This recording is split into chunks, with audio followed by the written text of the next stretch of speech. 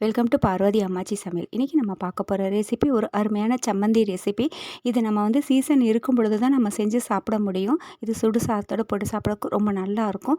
வாங்க வீடியோக்குள்ளே போவோம். இந்த சம்மந்தி ரெசிபி எப்படி செய்கிறதுன்னு பார்ப்போம். இதுக்கு முதல்ல ஒரு கடாயை காய வச்சுட்டு 1 ஸ்பூன் அளவுக்கு எண்ணெய் சேர்த்துக்கோங்க.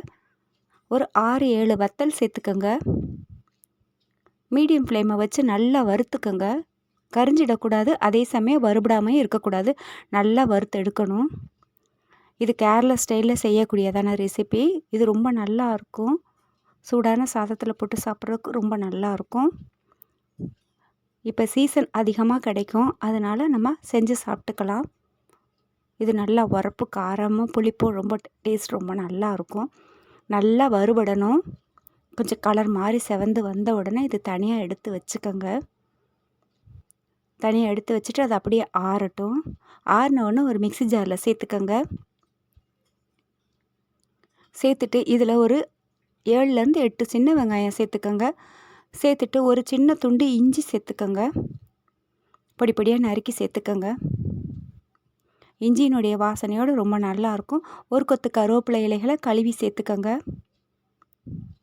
சேர்த்துட்டு ஒரே ஒரு மாங்காயை நல்லா தோலெல்லாம் சீச்சிட்டு பொடி பொடியாக நறுக்கி சேர்த்துக்கோங்க. இது புளிப்பு உள்ள மாங்காயை எடுக்காதீங்க. இந்த கடலமக்காயின்னு சொல்லுவாங்க பார்த்தீங்களா, கிளிமூக்கு மாங்காயின்னு, அதை சேர்த்துக்கோங்க. ரொம்ப நல்லாயிருக்கும். ஒரு கப் அளவு தேங்காய் துருவல் சேர்த்துக்கோங்க. சேர்த்துட்டு 1/2 ஸ்பூன் அளவுக்கு உப்பு சேர்த்துக்கோங்க. தண்ணி சேர்க்க வேண்டாம். தண்ணி சேர்க்காமல் நல்லா அரைச்சிக்கோங்க.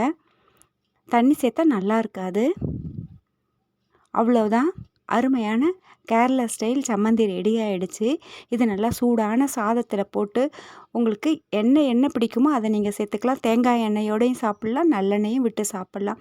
அப்படியே குழச்சி சாப்பிட்டு பாருங்கள், ரொம்ப நல்லாயிருக்கும். நாக்கில் டேஸ்ட் அப்படி நிற்கும். கண்டிப்பாக ட்ரை பண்ணி பாருங்கள். இந்த வீடியோ உங்களுக்கு பிடிச்சிருக்குன்னா லைக் பண்ணுங்கள், ஷேர் பண்ணுங்கள், சப்ஸ்கிரைப் பண்ணுங்கள். மறக்காமல் பெல் ஐக்கானை கிளிக் பண்ணுங்கள். தேங்க்யூ.